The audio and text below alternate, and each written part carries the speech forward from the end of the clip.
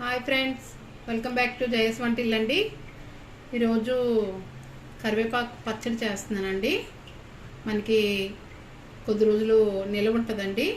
మనం కరివేపాకుని కడిగేసి ఇలా ఆరబెట్టుకున్నామండి. మనకి కొద్ది రోజులు నిల్వ ఉంటుందని.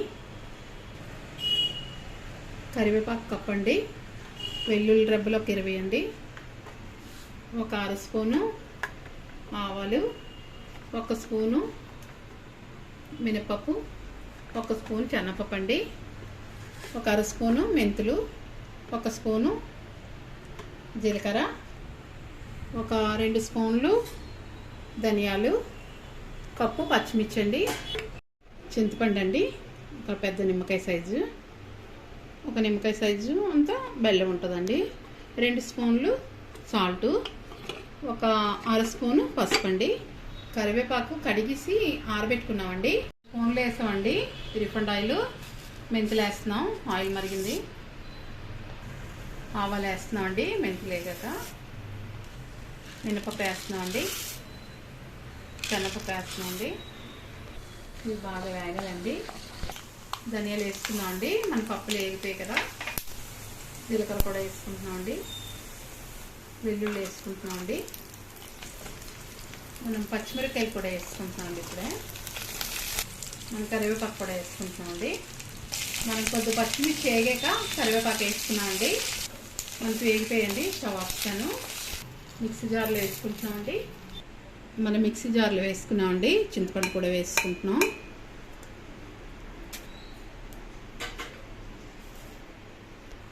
ఈలోపు బెల్లం పాకం చేసుకుందామండి.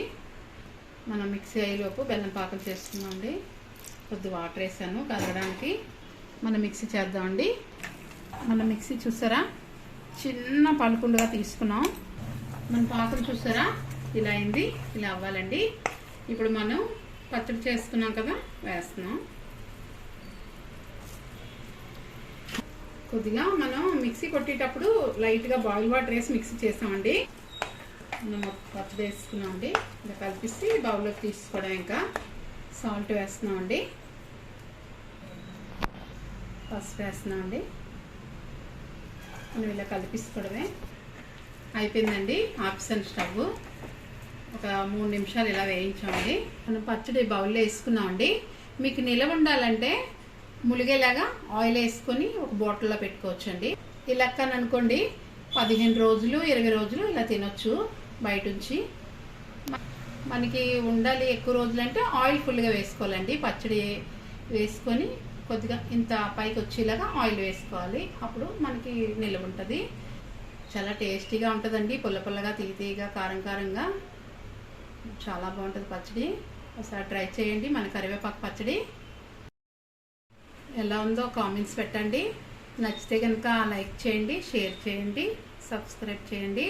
బాయ్ ఫ్రెండ్స్, నెక్స్ట్ వీడియో కలుద్దామండి.